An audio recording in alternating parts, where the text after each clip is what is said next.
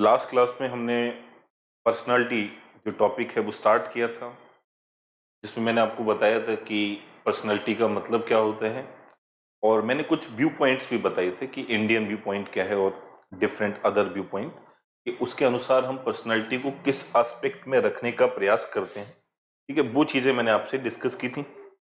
और आज जो है, आज हम लोग पढ़ने वाले हैं पर्सनालिटी की थ्योरीज के बारे में।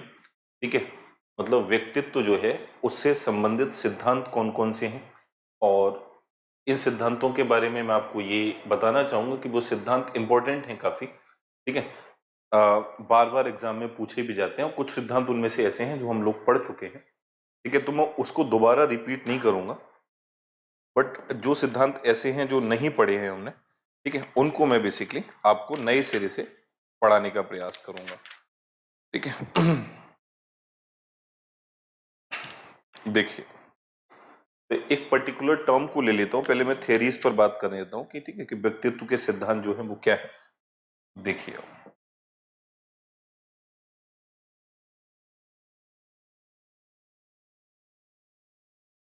थ्योरीज ऑफ पर्सनालिटी पढ़ेंगे हम लोग,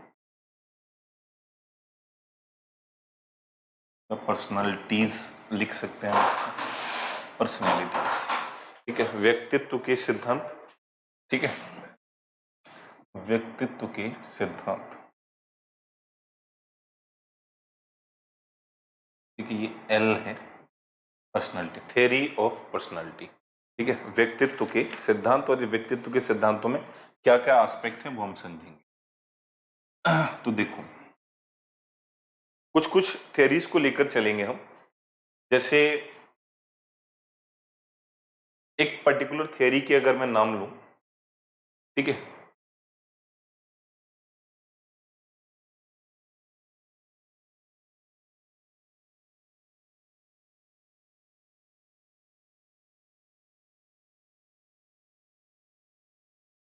साइको एनालिटिकल थ्योरी भी हम लोग पढ़ चुके हैं, मे बी। ठीक है, साइको एनालिटिकल थ्योरी, आप यस और नो करके मुझे बता देना मैं पढ़ा चुका हूं ये थ्योरी या नहीं पढ़ा चुका हूं।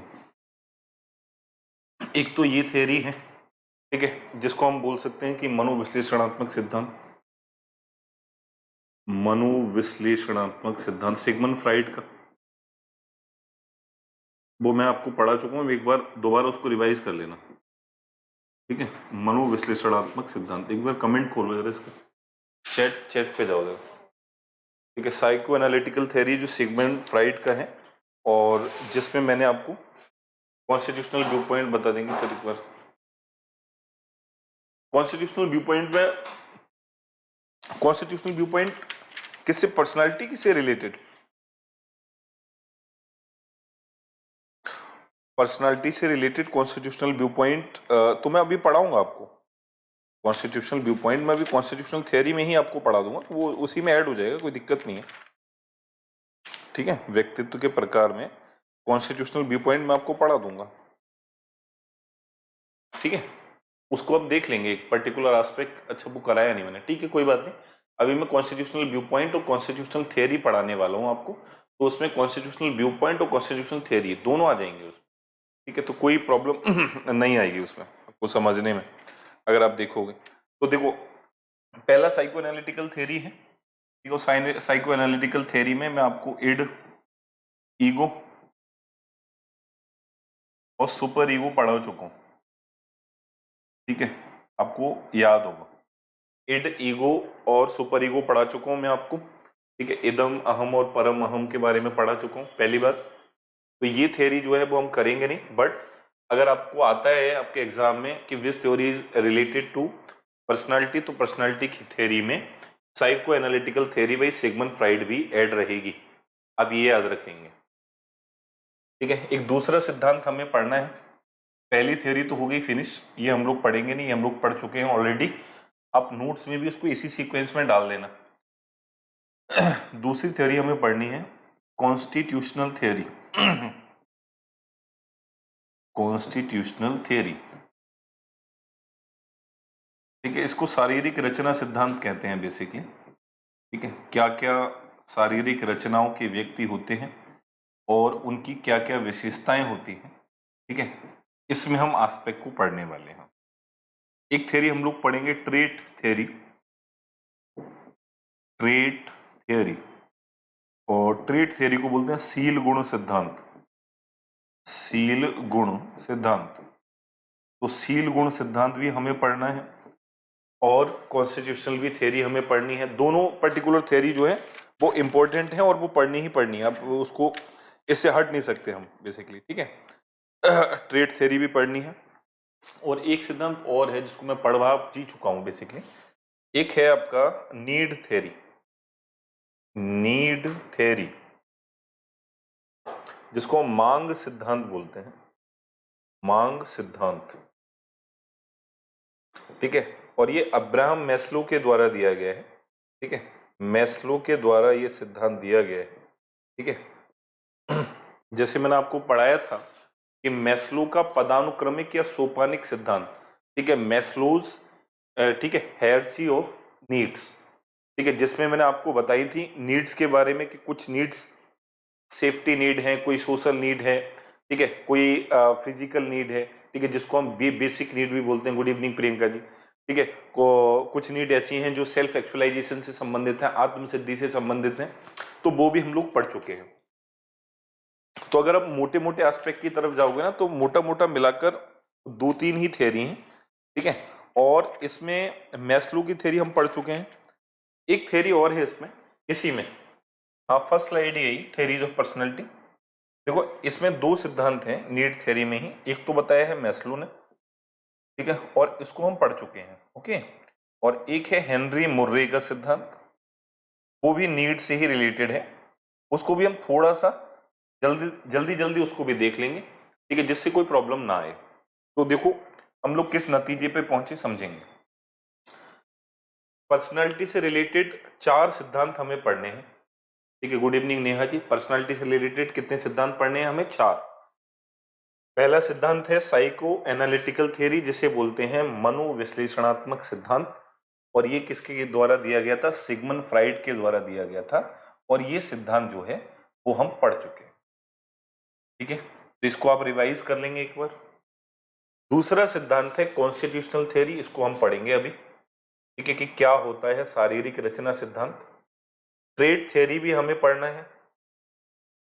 चौथा सिद्धांत है नीड थ्योरी, मांग का सिद्धांत, ये भी पर्सनालिटी से रिलेटेड ही है, और इसमें मैस्लो का जो हायरार्की ऑफ नीड्स है, ठीक है, उसको भी हम क्या है पढ़ चुके हैं, कंप्लीट कर चुके हैं, ठीक है। तो ये मैं नहीं पढ़ाऊंगा आपको, ये पढ़ा चुका हूं मैं, ये भी नहीं पढ़ाऊंगा क्योंकि ये भी पढ़ा चुका हूं। तो आप दोनों वीडियोस को एक बार देख लेंगे, दोनों थ्योरी आपके समझ में आ जाएंगे। हम लोग आज पढ़ेंगे कॉन्स्टिट्यूशनल थ्योरी के बारे में, शारीरिक रचना सिद्धांत, और शारीरिक रचना सिद्धांत के आधार पर, मतलब शरीर की रचना के आधार पर पर्सनालिटी के एस्पेक्ट क्या हैं, और अलग अलग शारीरिक रचनाओं वाले व्यक्तियों की विशेषताएं क्या होती हैं, ये इस पर्टिकुलर थ्योरी का क्या है कंसेप्ट है, ठीक है, अगर हम ब्रीफ में बात करेंगे तो, ठीक है। तो पहले सिद्धांत की तरफ हम लोग चलते हैं, शारीरिक रचना सिद्धांत, ठीक है। देखिए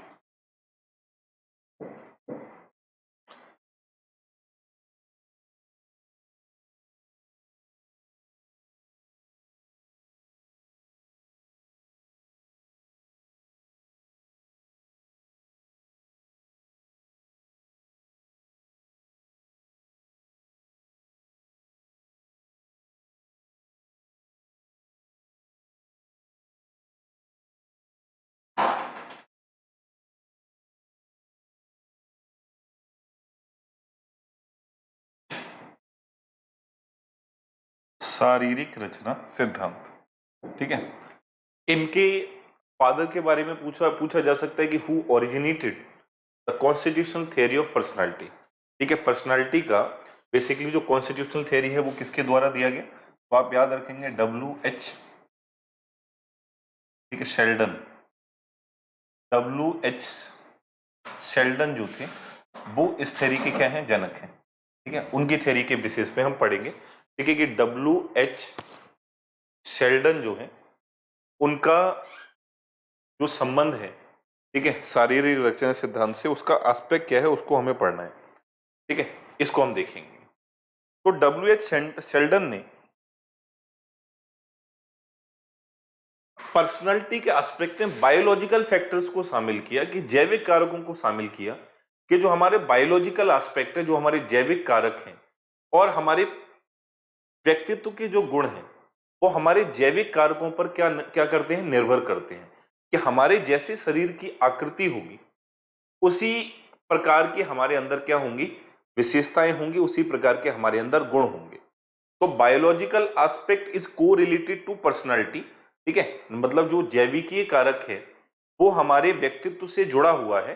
ये बात बताई गई किसके द्वारा, डब्ल्यू एच शेल्डन के द्वारा। किस सिद्धांत के अंतर्गत, कॉन्स्टिट्यूशनल थ्योरी के अंतर्गत। ठीक है, अब इस सिद्धांत में वो बात किसकी कर रहे हैं, ठीक है, तो उसको हम देख लेते हैं।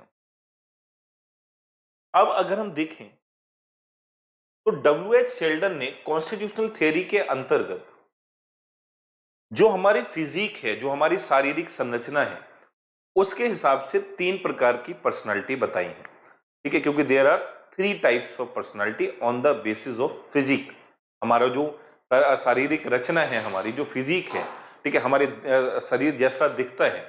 ठीक है, आमतौर पर व्यक्तियों का शरीर कैसा दिखता है, तो उस व्यक्ति के शारीरिक रचना को देखकर, उस व्यक्ति के फिजिक को देखकर हम ये बता सकते हैं कि इस व्यक्ति की पर्सनालिटी में कौन कौन से गुण होंगे। ठीक है, ये एस्पेक्ट दिया गया किसके द्वारा, डब्ल्यू एच शेल्डन के द्वारा। ठीक है ना,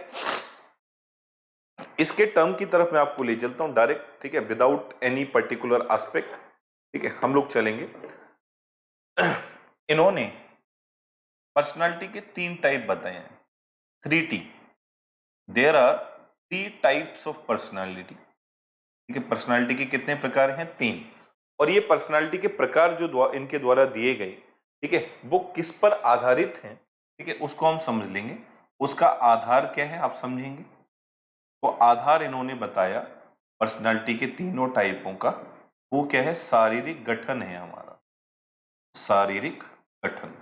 कि हम पर्सनालिटी को किस बेसिस पर डिसाइड कर रहे हैं, तो पर्सनालिटी को हम डिसाइड कर रहे हैं फिजिक के बेसिस पर।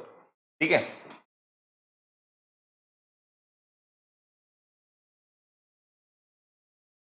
फिजिक के बेसिस पर। और फिजिक के बेसिस पर इन्होंने 3 टाइप बताए हैं। अगर हम पहले एक पर्टिकुलर टाइप की बात करें, तो पहला पर्टिकुलर टाइप क्या है उसको हम समझ लेते हैं। ठीक है, तो पहला पर्टिकुलर टाइप है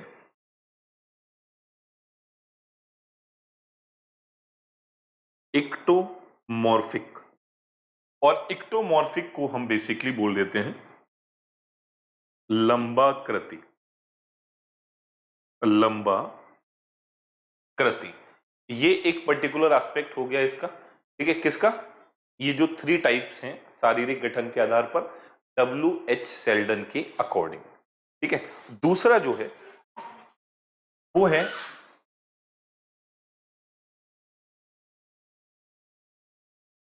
ठीक है, मेसोमॉर्फिक बोल सकते हो आप इसको, या मेसोमॉर्फिक बोल सकते हो। ठीक है, तो मेसोमॉर्फिक क्या होगा, आयताकार। ठीक है, या फिर हम आयताकार ना लिख के इसको आयताकृति लिख सकते हैं। ठीक है, आयताकृति, ऐसे लोग जिनका फिजिक कैसा है, आयत की तरह है। ठीक है, उनको हम बोलते हैं आयताकृति। ठीक है, मेसोमॉर्फिक। पहला है इक्टोमॉर्फिक, जो कैसे हैं, लंबाकृति वाले लोग हैं। ठीक है, तीसरे एस्पेक्ट की तरफ अगर जाओगे आप, तो तीसरा एस्पेक्ट है एंडोमॉर्फिक। एंडोमॉर्फिक, और एंडोमॉर्फिक हो जाएगा आपका गोलाकृति। तो according to W H Sheldon there are 3 types of personality on the basis of physique. W H Sheldon के अनुसार व्यक्तित्व के 3 प्रकार हैं, और इन तीनों प्रकारों का आधार क्या है, शारीरिक गठन है, मतलब फिजिक है। और शारीरिक गठन के आधार पर 3 प्रकार कौन कौन से हैं, एक्टोमॉर्फिक है जिसको हम बोल रहे हैं लंबाकृति, एक दूसरा है मीसोमॉर्फिक जिसको हम बोल रहे हैं आयताकृतिक, ठीक है, और एक तीसरा है इंडोमॉर्फिक जिसको हम क्या बोल रहे हैं, गोलाकृतिक बोल रहे हैं। ठीक है, तीनों ही पर्टिकुलर टर्म्स को हम लोग देखने का क्या करेंगे, प्रयास करेंगे। पहला देखें, अगर हम लंबाकृति की तरफ जा रहे हैं, ठीक है, तो थोड़े थोड़े पॉइंट हैं इनमें, वो केवल और केवल हम समझ लेंगे। ठीक है, ये व्यक्ति क्या है, व्यक्ति जो है उसका स्ट्रक्चर ऊपर से नीचे तक, ठीक है, पतला पतला मतलब सेम सेम रख लेते हैं हम इसको, ठीक है, बिल्कुल आयत की तरह, कोई एक पर्टिकुलर डिजाइन नहीं उसकी बॉडी की, ठीक है।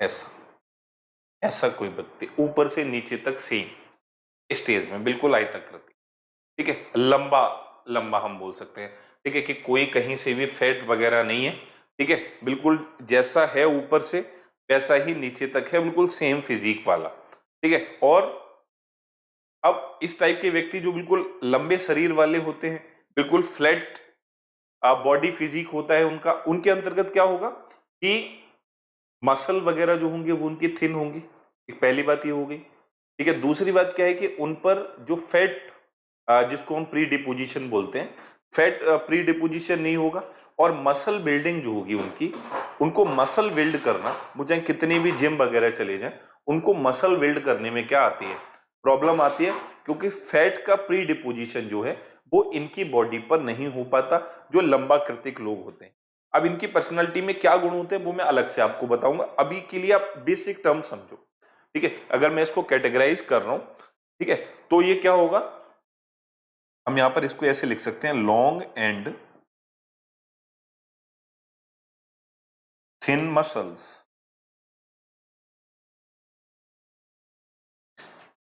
ठीक है, ऐसे लोग जिनकी मांसपेशियां लंबी और कैसी होती हैं, पतली, ठीक है, वो आ जाएंगे एक्टोमॉर्फिक में। और जिनको हम बोल सकते हैं कि अगर हम फैट स्टोरेज की भी बात करें ना, तो फैट स्टोरेज भी क्या होगा, लो होगा, लो फैट स्टोरेज, ठीक है। इनको हम एक और नाम देते हैं ऐसे लोगों को, स्लिम। आपने सुना होगा, बहुत लोग बोलते हैं ना कि स्लिम ट्रिम बॉडी होनी चाहिए।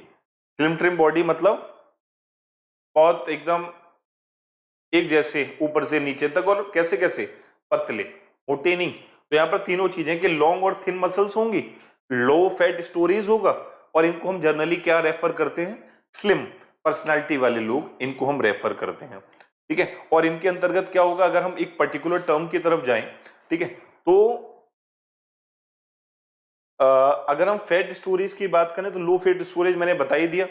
और यहां पर अगर हम मसल बिल्डिंग की बात करेंगे, अगर अगर हम मसल बिल्डिंग की बात करेंगे, ठीक है, कि ये लोग अपनी मांसपेशियों को बिल्ड कर सकते हैं, बिल्ड कर सकने का मतलब मजबूत और, ठीक है, सुडौल बना सकते हैं। तो मजबूत और सुडौल बनाने के टर्म में इनको हम बोलेंगे कि नॉट पॉसिबल, पॉसिबल नहीं है, संभव नहीं है, ठीक है, स्टोरेज करना फैट को और मसल बिल्डिंग करना, ये दोनों लंबाकृति वाले लोगों के लिए, लंबाकृति पर्सनालिटी के लोगों के लिए क्या नहीं है, संभव नहीं। पहली बात हो गई यहां पे।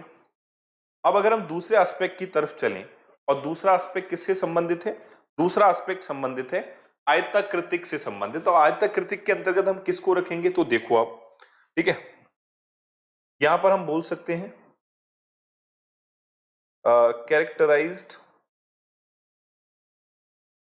बाय मीडियम बोन्स, ठीक है, मीडियम बोन्स। यहां पर जो हमारी हड्डियां होंगी या मसल होंगी, ठीक है, उनको हम किस पर्टिकुलर टर्म में रख रहे हैं, उनको हम रख रहे हैं मीडियम वाले पर्सपेक्टिव में।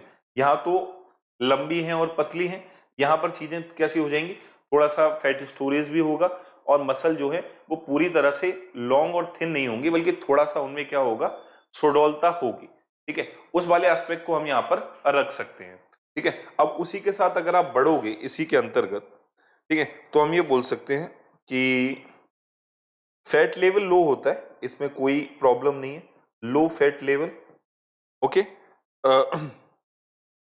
यहां पर जो शोल्डर्स होंगे, ठीक है, शोल्डर्स होंगे वो क्या होंगे, वाइड शोल्डर्स कह सकते हैं हम यहां पर, कि yes, जो कंधे होंगे वो कैसे होंगे, चौड़े होंगे, बट जो वेस्ट होगी वो कैसी होगी, नैरो होगी। वेस्ट जो होगी वो कैसी होगी, नैरो होगी। ये आपको एक पर्टिकुलर टर्म याद रखना है कि नैरो वेस्ट वाले लोग कैरेक्टराइज्ड एट मीडियम बोन्स होगी इनकी, ठीक है, हड्डियां मीडियम टाइप की होंगी।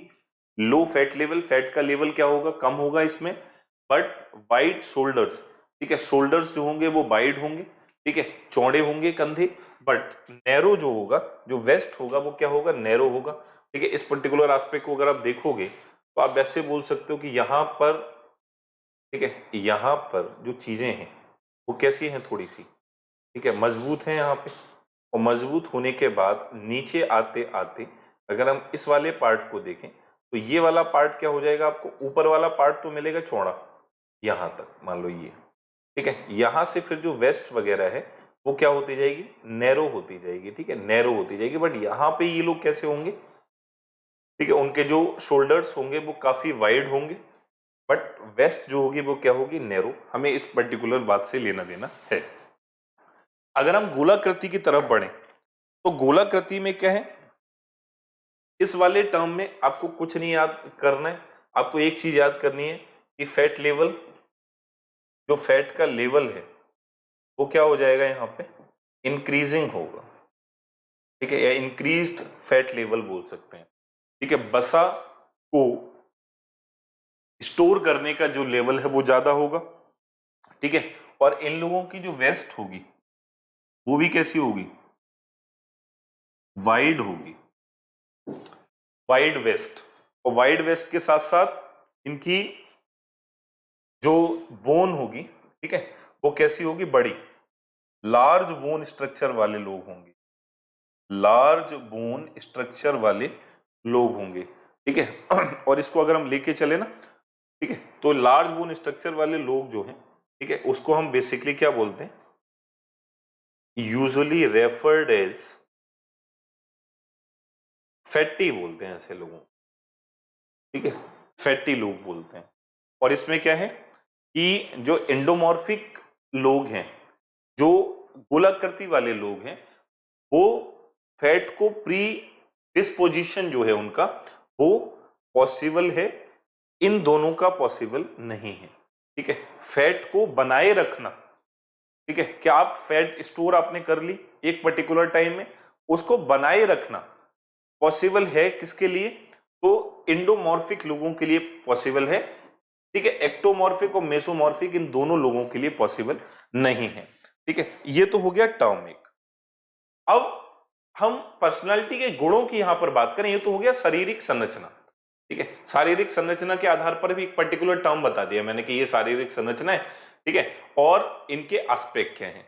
यहां पर लोग क्या हैं, यहां पर लोग ऊपर से नीचे तक कैसे होंगे, ठीक है, ऊपर से नीचे तक कैसे होंगे, ऐसे, ठीक है। आप इनको यहां से ले लो, चाहे आप यहां से ले लो, ऊपर से नीचे तक ये आपको चौड़े ही मिलेंगे ये लोग, ठीक है। ये ऊपर से नीचे तक चौड़े हैं, पूरी तरह से वाइड हैं सारी चीजें, ठीक है। फैट लेवल कहीं पर कम नहीं है, ठीक है। वेस्ट भी कैसी है, चौड़ी है, फैट लेवल भी ज्यादा है, लॉन्ग बोन स्ट्रक्चर है, सॉरी लार्ज बोन, और यूजुअली रेफर्ड इनको क्या बोलते हैं, फैटी बोलते हैं। तो ये तीन प्रकार हैं कॉन्स्टिट्यूशनल थ्योरी में, जिसके बेसिस पर यह बताया गया है कि पर्सनालिटी के तीन प्रकार होते हैं।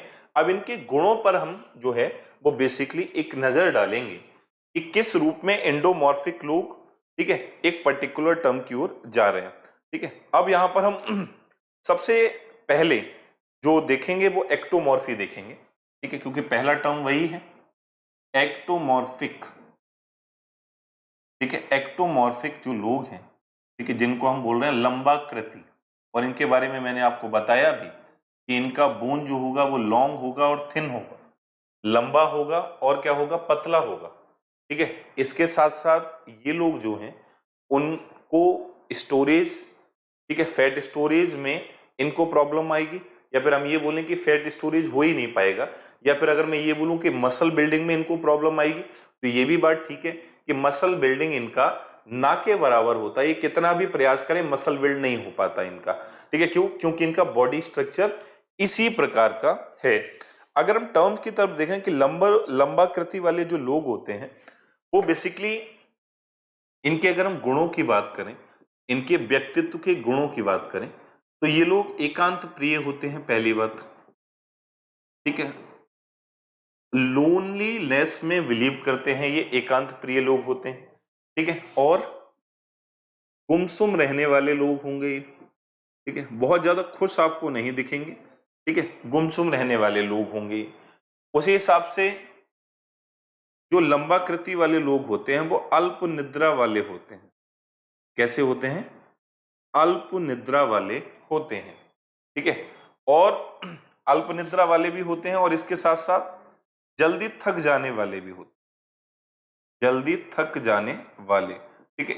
इजीली टायर्ड हो जाते हैं ये लोग, ठीक है। और इनके बारे में एक हम ये बात भी बोल सकते हैं कि ये लोग निष्ठुर प्रवृत्ति के होते हैं। निष्ठुर प्रवृत्ति का मतलब है दया, ठीक है, किसी के प्रति दया की भावना, किसी के प्रति सहिष्णुता की भावना, टॉलरेंस की भावना इनके अंदर नहीं होती, ठीक है। लिए इसीलिए इनको निष्ठुर बोला जाता है। तो ये एक W.H. शेल्डन का क्या है, उन्होंने बेसिकली 2-3 हजार लोगों पर यह अध्ययन किया, उनके शारीरिक इसको देखकर, फिजिक को देखकर, कि ऐसे लोग किस प्रवृत्ति के होते हैं। अब बॉडी स्ट्रक्चर उनको पता चल गया, इन्होंने 3 कैटेगरी बता दी, एक तो लंबाकृति वाले लोग होंगे, एक आयताकृति वाले होंगे, एक होंगे गोलाकृति वाले। तो जो लंबाकृति वाले लोगों पर उन्होंने स्टडी की तो उन्होंने मोस्ट ऑफ द पीपल, ठीक है, अधिकांश लोग जो हैं उनको ये पाया कि जो लंबाकृति वाले लोग हैं वो कैसे हैं, एकांत प्रिय हैं, गुमसुम हैं, ठीक है, गुमसुम रहने वाले लोग हैं, या फिर अल्प निद्रा वाले लोग हैं, ठीक है, ज्यादा नींद में बिलीव नहीं करते, जल्दी थक जाते हैं, मतलब इजीली टायर्ड हो जाते हैं, क्योंकि मसल इनका क्या है, वीक है, ठीक है। और इनका फैट स्टोरेज भी जो है, क्योंकि फैट भी क्या करता है, एक एनर्जी को प्रोड्यूस करने का साधन है। अगर हमारे अंदर फैट रहेगा, अब एक्स्ट्रा फैट की बात नहीं कर रहा हूं, कम से कम बेसिक फैट तो होना चाहिए, तो बेसिक फैट रहेगा तभी आपके अंदर एनर्जी जो होगी वो मोरलेस प्रोड्यूस होगी। अब फैट क्या है, वो प्री डिपोजिट नहीं हो पा रहा है, ठीक है, या फिर पॉसिबल ही नहीं है मसल बिल्डिंग करना या प्री डिपोजिशन किसका, फैट का, तो आप जल्दी तो थक ही जाओगे, ठीक है। और प्रवृत्ति इनकी कैसी होगी, निष्ठुर प्रवृत्ति के क्या होंगे, ये लोग होंगे। आप मेरी बात को समझ पा रहे हैं? यहां पर ये चीजें आपको याद रखनी, ठीक है। एक तो ट्रेट्स आपसे पूछ सकता है कि according to constitutional theory how many types of personality, तो आप बता देंगे जनरली 3 टाइप्स ऑफ पर्सनालिटी, ठीक है, बेसिकली एक्टोमॉर्फिक, ठीक है, मेसोमॉर्फिक और एंडोमॉर्फिक, ओके। अब एक्टोमॉर्फिक वाले लोग क्या होंगे, बोन और मसल उनका क्या होगा, लॉन्ग एंड थिन होगा, ठीक है, और फैट स्टोरेज करना इन लोगों को पॉसिबल नहीं होगा। पहले सिंपल सी बात है, ठीक है। अब हम बड़े अगर हम आयताकृति वाले लोगों के, आप भी अपने बॉडी स्ट्रक्चर को देख के ये जो पर्टिकुलर टर्म्स मैंने बताए हैं उन पर्टिकुलर टर्म्स को आप भी क्या कर सकते हो, अक्वायर कर सकते हो कि ये ऐसा है क्या, ठीक है, कहां तक सही है इनकी बात, कहां तक गलत है। आप खुद भी आप पढ़े लिखे ही हैं, ठीक है, तो खुद पे भी आप अप्लाई कर सकते हैं कि क्या मेरी जो पर्सनालिटी है वो इन तीनों में से किस टाइप के अंतर्गत आती है, और मेरे अंदर जो ट्रेट्स मैं बता रहा हूँ, जो गुण मैं बता रहा हूँ, क्या वो मेरे अंदर हैं या नहीं है इस पर्सनालिटी के अकॉर्डिंग, ठीक है। तो वो पर्टिकुलर एस्पेक्ट हो गया। एक दूसरा एस्पेक्ट है पर्सनालिटी का ही, ये आयताकृतिक वाले हैं, ठीक है, आयताकृति वाले लोग। अब आयताकृति मिक्स भी हो सकती है क्या सर?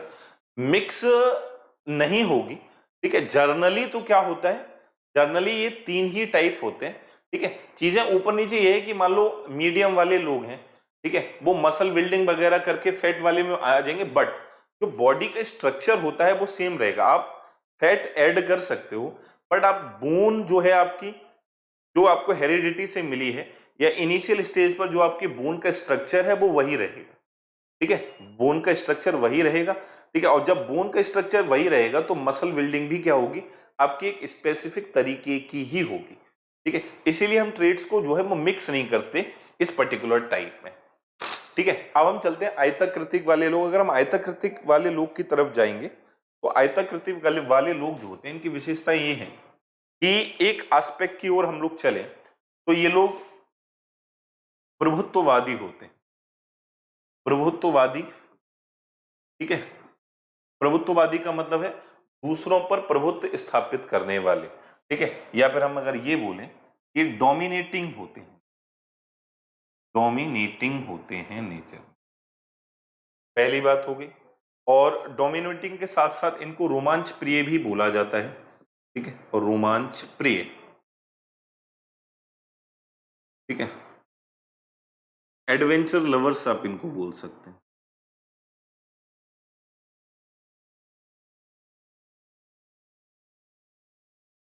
ठीक है, एडवेंचर लवर कोई भी किसी भी टाइप से हो सकता है कि मान लो वो बेसिकली स्काई ड्राइविंग पसंद है उसको, ठीक है, बेसिकली समुद्र में उसको तैरना पसंद है, या फिर मान लो और भी बहुत सारी कैंपिंग पसंद है, माउंटेनिंग पसंद, तो ये एडवेंचर लवर्स हो सकते हैं। अब आप देखिए, अब जैसे कुछ लोगों को एक ऊंचा सा झूला झूलने में भी क्या लगता है, डर लगता है, तो वो एडवेंचर लवर तो नहीं होंगे, और वो मेसोमॉर्फिक कैटेगरी के भी नहीं होंगे। और जो एडवेंचर लवर्स होते हैं वो डोमिनेटिंग होते ही है नेचर में, डोमिनेट करते ही करते हैं वो, ठीक है। या फिर हम इसको बोलें कि लोग शौकीन मिजाज होते हैं, शौकीन मिजाज होते हैं, ठीक है, मतलब अपनी हैबिट्स इनकी जो होती हैं वो एक शौकीन प्रवृत्ति को, शौकीन प्रवृत्ति का मतलब खाने के शौकीन, घूमने के शौकीन, पढ़ने के शौकीन, वो कुछ भी पर्टिकुलर टर्म हो सकता है, ठीक है। दूसरी बात, ये लोग परंपरावादी भी होते हैं, परंपरावादी भी होते हैं, ठीक है, ट्रेडिशनल होते हैं ये लोग, परंपराओं पर चलने वाले लोग होते हैं, ठीक है, ट्रेडिशनल अप्रोच रखने वाले लोग होते हैं, और ट्रेडिशनल अप्रोच रखते हैं, और दूसरी बात इनमें पेशेंस भी होता है, तो आप इनको सहनशील प्रवृत्ति भी मान सकते हैं। ये वो लोग क्या होते हैं, सहनशील भी होते हैं, ठीक है, और परंपरावादी होंगे तो सामाजिक तो होंगे ही, कोई प्रॉब्लम ही नहीं है। सोशल हैं ये लोग, ठीक है, सोशल लोग होते हैं ये, और सोशल हैं, ज्यादा लोगों से हंसते, ठीक है, मतलब बातचीत करते हैं, तो ये क्या होंगे, हंसमुख होंगे, फन लविंग नेचर हो सकता है इनका। तो मेसोमॉर्फिक लोग प्रभुत्ववादी डोमिनेटिंग होते हैं नेचर में, रोमांच प्रिय होते हैं, शौकीन मिजाज होते हैं, परंपरावादी होते हैं, सहनशील भी होते हैं पेशेंस के साथ, सामाजिक भी होते हैं, और हंसमुख भी होते हैं, ठीक है। ये इसका क्या हो गया, एक पर्टिकुलर एस्पेक्ट हो गया, ठीक है। यहां तक आप बात को समझ पा रहे हैं। एक तीसरे वाले टर्म की तरफ चलेंगे हम लोग, ठीक है, जो है एंडोमॉर्फिक, एंडोमॉर्फिक। और एंडोमॉर्फिक का सीधा सीधा मतलब क्या है, गोलाकृति, ठीक है, कैसे लोग, गोलाकृति। अब गोलाकृति मैंने बता दिया है कि वोन जो होगी वो कैसी होगी, वाइड होगी, ठीक है, लार्ज होगी, और उसके साथ साथ फैटी लोग होंगे ये, और फैटी होने के साथ का मतलब क्या है, उस भी एस्पेक्ट को हम लोग समझने का प्रयास करें। जब हम गोलाकृति वाले लोगों की तरफ चलते हैं ना, तो आप उनके टर्म्स को आप समझेंगे, ठीक है। तो गोलाकृति वाले जो लोग हैं बेसिकली, वो एक एस्पेक्ट में यहाँ पर धीमे धीमे आपको बता देता हूँ कि गोलाकृति वाले लोगों की विशेषता क्या है। तो ये भोजन प्रिय होते हैं, वो तो इनका जो फिजिक है जिस टाइप का, उस टाइप से उनको भोजन प्रिय तो होना ही चाहिए, इसमें कोई प्रॉब्लम नहीं है, ठीक है। ये लोग भी परंपरावादी होते हैं, ये लोग भी परंपरावादी होते हैं, ठीक है, और कोई एक एस्पेक्ट नहीं है इनका, ठीक है। ट्रेडिशनल लोग ये भी होंगे, ठीक है, गोलाकृति वाले भी, ठीक है, सहनशील भी होते हैं ये लोग, ठीक है, सामाजिक भी होते हैं, ये विशेषता इनकी है, सामाजिक भी होते हैं ये, ठीक है, और सहनशील भी होते हैं, ठीक है। लेकिन इनका जो टर्म है वो ये ज्यादा है, ठीक है, कि ये भोजन प्रिय होते हैं, और भोजन प्रिय होने के साथ साथ ये आलसी भी होते हैं, इनको आलसी भी माना जाता है, मतलब निद्रा से प्रेम करने वाले लोग भी ये होते हैं, ठीक है। ये जो है ना हंसमुख सहनशील, ठीक है, सहनशील वाला जो एस्पेक्ट है वो उसको आप यहाँ पे हटा के आप इसको रखो, जल्दी क्रोधित होने वाले, ये लोग जल्दी क्रोधित होते हैं, ठीक है, जल्दी क्रोधित होने वाले, ठीक है, जल्दी क्रोधित होने वाले, ये एस्पेक्ट एक रहेगा इसमें, ठीक है। बाकी सब चीजें ठीक हैं, ये सहनशील हैं, परंपरावादी हैं, सामाजिक हैं,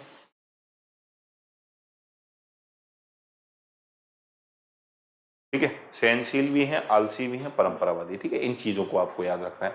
तो ये एंडोमॉर्फिक एस्पेक्ट हो गया किसका, तो ये पर्सनालिटी की बात है, बहुत ज्यादा इसमें कोई टर्म नहीं है, ठीक है, कि मान लो पर्सनालिटी में हम किस वाले टर्म को रखें, पर्सनालिटी में किस वाले टर्म को रखें, हमें कुछ नहीं, 3 टर्म समझने, किसके द्वारा दिए, डब्ल्यू.एच. शेल्डन के द्वारा। क्या एस्पेक्ट हैं, ठीक है, एक्टोमॉर्फिक का, मेसोमॉर्फिक का और एंडोमॉर्फिक का, विशेषताएं क्या हैं, गुण क्या हैं इनके, वो चीज हमें याद रखनी है। ठीक है, एक पर्टिकुलर एस्पेक्ट और मैं आपको और आपसे डिस्कस करूंगा। ठीक है, और उसको आप समझने का प्रयास कीजिए। जैसे मैं आपको व्यू पॉइंट्स बता रहा था ना, ठीक है, तो पर्सनैलिटी का एक व्यू पॉइंट ये भी है, कॉन्स्टिट्यूशनल व्यू पॉइंट बोलते हैं जिसको। ठीक है, आप इसको बोल सकते हो शारीरिक रचना, शारीरिक रचना दृष्टिकोण, शारीरिक रचना दृष्टिकोण, शारीरिक रचना दृष्टिकोण। ठीक है, और शारीरिक रचना दृष्टिकोण क्या है पर्सनालिटी के बारे में, बॉडी बॉडी बिल्डर जो है वो मेसोमॉर्फिक में आएगा। ठीक है, ये बात ठीक है, बॉडी बिल्डर मेसोमॉर्फिक में आएगा, बिल्कुल करेक्ट है, लेकिन ये बॉडी बिल्डर जो है वो इस वाली में भी आएगा, इसमें भी, इससे पहला वाला जो है ना, इसमें भी आ पाएगा, अगर वो अपने फैट को क्या करते हैं, बर्न करते हैं रेगुलर बेसिस पे तो। ठीक है, तो दोनों आएंगे। बॉडी बिल्डिंग वहां पॉसिबल नहीं है पहले वाले में। ठीक है, एक्टोमॉर्फिक में पॉसिबल नहीं है या फिर बहुत मुश्किल है, ये हम बोल सकते हैं। ठीक है, इम्पॉसिबल तो कोई भी वस्तु नहीं होती, बट पॉसिबल टफ है, वहां पे चीजें बहुत ज्यादा प्रयास करने पड़ेंगे उसमें, जनरली वो चीज हमें देखने को नहीं मिलती है। ठीक है, ये आपको याद रखनी है। तो देखो, शारीरिक रचना की अगर हम दृष्टि से चलेंगे ना, तो शारीरिक रचना का जो दृष्टिकोण है वो क्रैचमर ने दिया है। ठीक है, क्रैचमर के द्वारा ये दृष्टिकोण दिया गया है। ठीक है, और क्रैचमर ने क्या पर्टिकुलर टर्म दिया, ठीक है,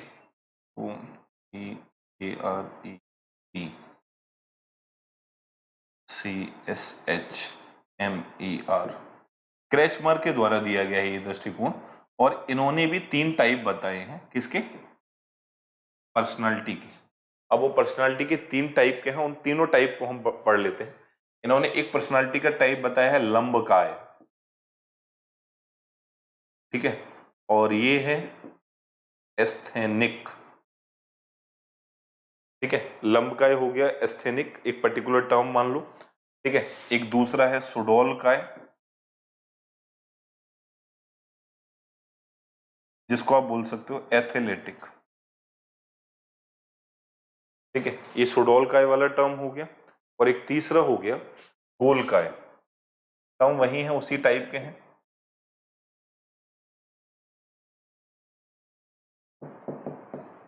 ठीक है, साइनिक हो गया एक तीसरा टर्म।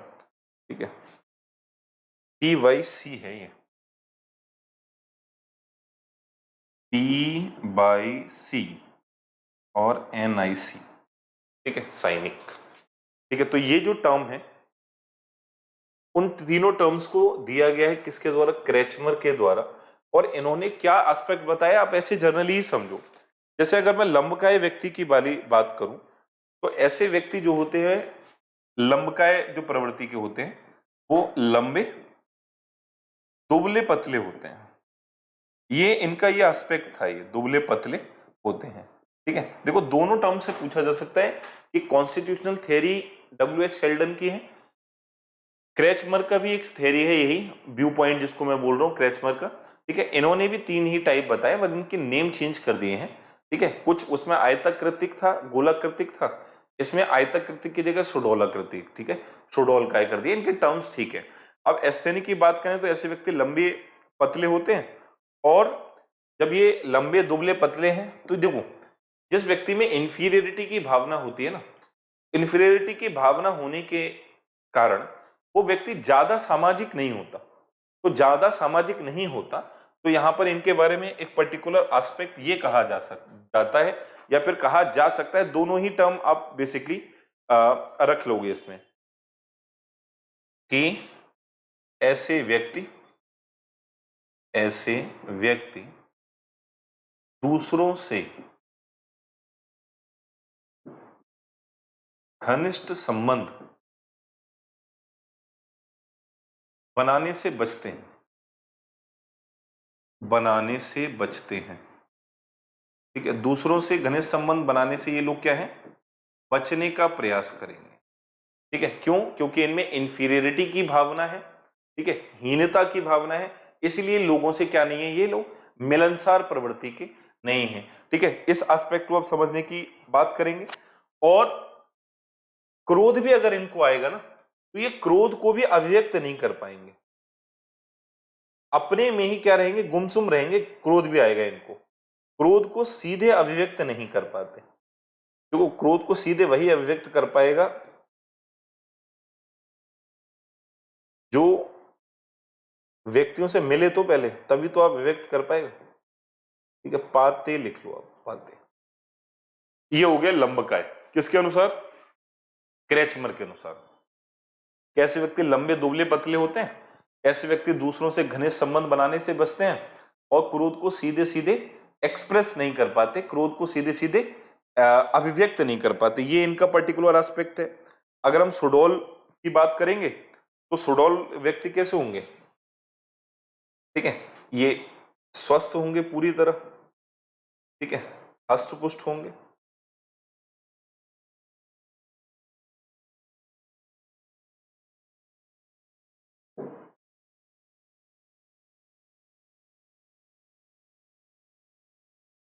हष्ट पुष्ट होंगे, और इनके अंदर जो गुण होंगे ना, वो बहुत ज्यादा विशेष ना होकर सामान्य गुणों वाले लोग होते हैं, जो स्वस्थ लोग होते हैं।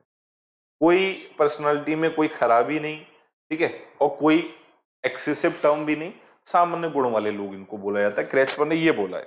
और जो गोलकाय व्यक्ति होंगे, वो उनका तो सीधा टर्म है, नाटे होंगे, मतलब बौने होंगे, और कैसे होंगे, मोटे होंगे। ठीक है, उनकी हाइट भी कम है, और वो कैसे हैं, दिखने में भी मतलब फैटी वाले टर्म के हैं। ठीक है, मोटी प्रवृत्ति के लोग हैं। अब मोटे हैं, अब ये बेसिकली उसमें क्या है, चाहे सुख हो चाहे दुख हो, किसी भी परिस्थिति में ये लोग कैसे होते हैं, क्रियाशील व निष्क्रिय दोनों हो सकते हैं। ठीक है, दोनों टर्म कि मतलब अगर सुख है, देखो सुख की स्थिति में क्रियाशील होंगे ये पूरी तरह, खूब हंसेंगे, खेलेंगे, कूदेंगे। जब इन पर दुख आएगा ना, तो ये क्या हो जाते हैं, ये लोग निष्क्रिय हो जाते हैं, उनसे निकलने का प्रयास नहीं करते, निकलने का प्रयास नहीं करते। और जब निकलने का प्रयास नहीं करते तो दोनों चीजें हैं, एक जगह है सुख, तो इनमें हो सकता है उत्साह आ जाए। अब एक जगह है दुख, तो इनमें मान लो निरुत्साह आ जाए। तो ये इन दोनों के बीच में ही झूलने वाले लोग हैं, जो कैसे होते हैं, जो गोलकाय प्रवृत्ति के होते हैं, या फिर ठीक है साइकिक प्रकृति के होते हैं। इन दोनों टर्म्स को हम रख सकते हैं। ठीक है, तो उम्मीद है कि आपको आज की चीजें समझ आएंगी, कोई प्रॉब्लम नहीं होनी चाहिए आज की क्लास में। बहुत इजी थ्योरी है ये, ठीक है, जो हमने कॉन्स्टिट्यूशनल थ्योरी पढ़ा है, उसके टर्म्स को आप बस याद रखेंगे तो टर्म्स आपको समझ में आ जाएंगे। जैसे मैंने फर्स्ट, अगर मैं स्लाइड की तरफ चलूं, तो फर्स्ट स्लाइड में मैंने आपको बताया है कि 4 थ्योरी हम लोग पढ़ने वाले हैं। इसमें से 2 थ्योरी हम ऑलरेडी पढ़ चुके हैं, एक थ्योरी हमने आज पढ़ ली, कॉन्स्टिट्यूशनल थ्योरी। ठीक है, अभी लिख लेना, मैं भी वहीं पे ला रहा हूं। और एक थ्योरी है सील गुण सिद्धांत, वो हम नेक्स्ट क्लास में पढ़ेंगे, मतलब कल पढ़ेंगे। ठीक है, इसको आप लिख लो। ठीक है, नाटे मोटे सुख में क्रियाशील और दुख में निष्क्रिय होते हैं, या फिर उत्साह और निरुत्साह से संबंधित होते हैं। ठीक है, या फिर कभी खुश कभी दुख होते हैं, कभी क्रियाशील कभी निष्क्रिय होते हैं, या फिर कभी उत्साह हो कभी उत्साह विहीन रहते हैं। ठीक है, दोनों टर्म में मतलब मीडिएटर रहेंगे। ठीक है, कभी खुश, ठीक है, आप इनको ऐसे रखो, कभी खुशी कभी गम। ठीक है, मतलब ये मिक्स्ड प्रवृत्ति के होंगे। ठीक है, मिश्रित प्रवृत्ति के लोग होंगे। ठीक है, कभी बहुत खुश हैं तो कभी बहुत दुखी हैं, कभी बहुत क्रियाशील हैं तो कभी मन किया गया अब नहीं, आज मैं उठूंगा ही नहीं, सो के क्लास जाए भाड़ में, कोई मतलब नहीं हो।